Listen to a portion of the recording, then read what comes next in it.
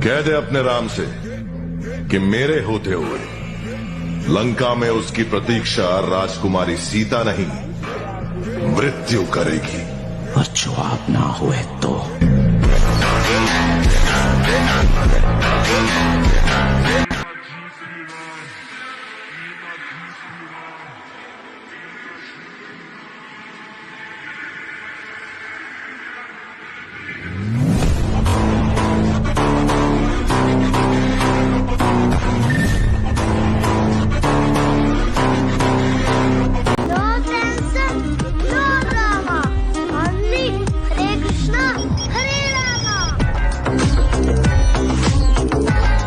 समीर अहमद भट्ट उर्फ समीर टाइगर, तभी security forces पर पत्थर फेंकने वाला ये आतंकी बुरहान वानी की मौत के बाद हिजबुल का नया पोस्टर बॉय बन गया।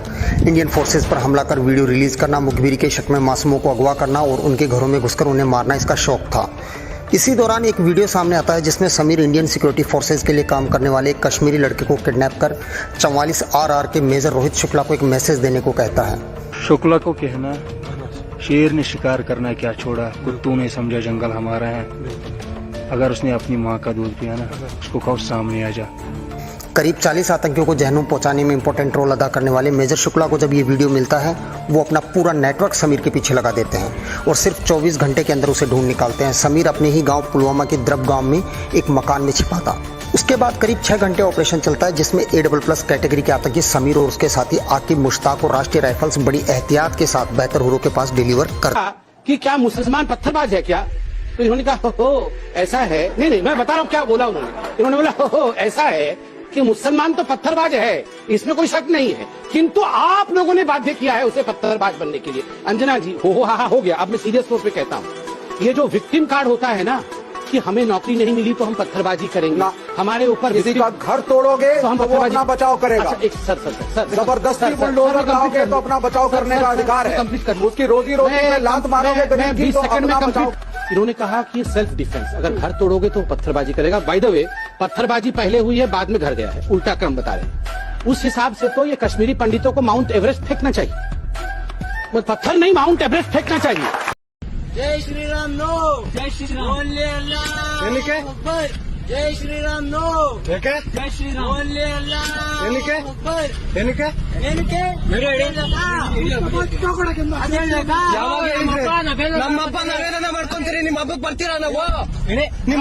भगवान की नक्काशियां जो आप देख रहे हैं वह भारत में नहीं है बल्कि काबल स्पैन नदी में है। काबल स्पैन नदी में लगभग 1000 शिवलिंग और हिंदू देवताओं की मूर्तियां बिखरी पड़ी हैं। हर साल जब नदी में पानी का स्तर कम होता है तब यह मूर्तियां दिखाई पड़ती हैं।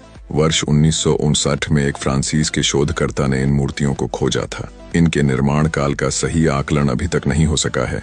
जहां जाओगे सनातन ही पाओगे। सत्य सनातन हिंदू धर्म का सदा से ही सर्वत्र राज रहा है और आगे भी लोगों को ऐसे ही पता चलता रहेगा। सत्य सनातन धर्म की जय हो। एक 3 साल का बच्चा भागवत और गीता के सारे श्लोक बोलता है, ABCD गाता है और उसमें क्या बोलता है A फॉर अर्जुन।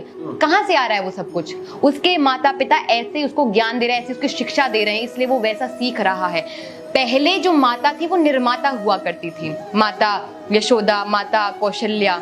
आप सुनोगे तो पहले जो बच्चे थे उनसे पहले उनकी माता का नाम लिया जाता था, कौशल्या नंदन राम, देवकी नंदन कृष्ण।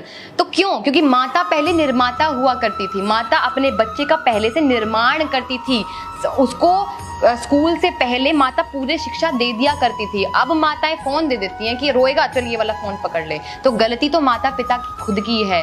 हमें चाहिए कि अपने बच्चों को छोटी छोटी चीजें तो एटलीस्ट सिखाएं।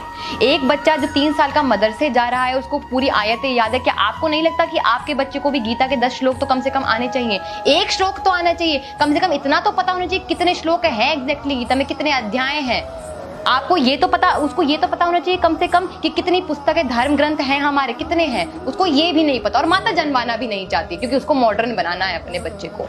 अरे छोटी छोटी चीजों से शुरू करिए, भगवान के सामने हाथ जुड़वाइए, खाना जब खाए उससे पहले हाथ जुड़वाइए, बताइए कि जो कुछ भी आज तुम्हारे पास है वो उस ईश्वर की वजह से है, ये बताइए उसको। संस्कार तो माता पिता ही देंगे और कोई इसका जिम्मेदार नहीं है अगर बच्चा किसी और दिशा में जा रहा है।